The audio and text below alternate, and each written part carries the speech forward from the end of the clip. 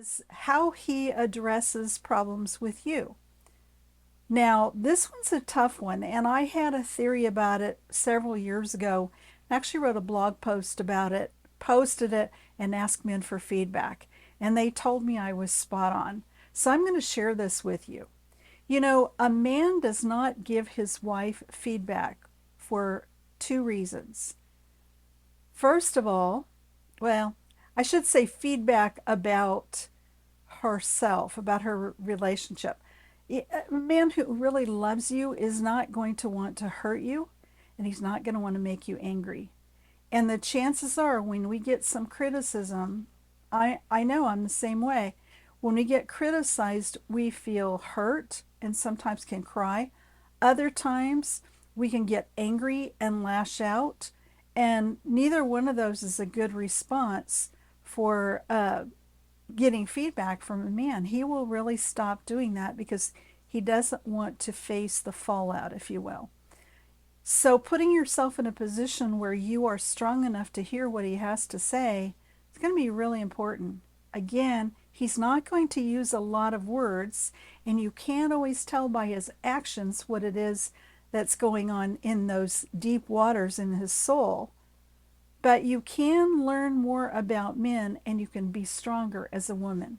You know, one of the things I want to work on with you in the coming weeks and months is how to build yourself up as a woman, how to feel secure in who God created you to be, so that you can have a more open conversation not only with the man you love, but with everybody. And you're not as afraid of criticism.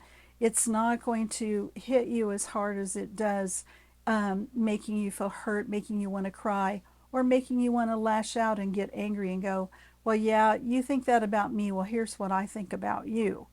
So those are kind of two extremes. It's hard.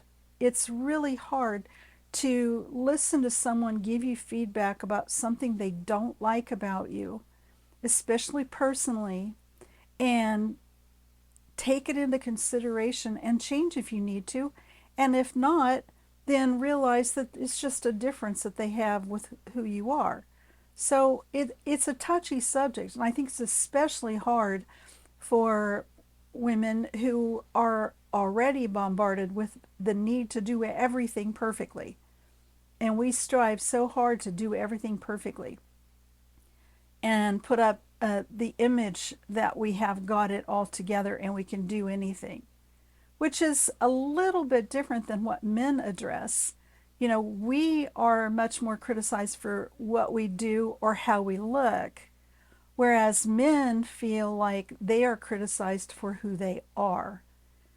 Really different ideas. So, you know, man's supposed to be strong and confident and capable of getting everything done. Women are much more likely to not just everything, but everything, everybody, you know, work, kids, home, cooking, finance, everything. We just have it all piled on us and we're spinning plates constantly. You know, men tend to focus in on, am I being a man? And that is the primary driving force of I think where men are coming from. Where for us, it's much more about multiple things that we've got to try to get done at the same time. And we try to do it all perfectly, and it just doesn't work. Um, I could list a bunch of things I'm not doing real well right now, but that we'll save that for another day. So that the reason that men don't tell you how they feel about what you're doing, they don't give you feedback, they go silent, is because they want to avoid hurting you and they want to avoid making you angry.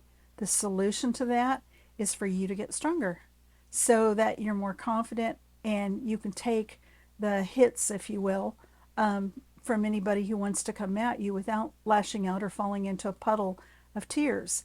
You know, one of those two things, we really want to be able to receive feedback, take it into consideration if it fits, and if it doesn't, let it go and move on.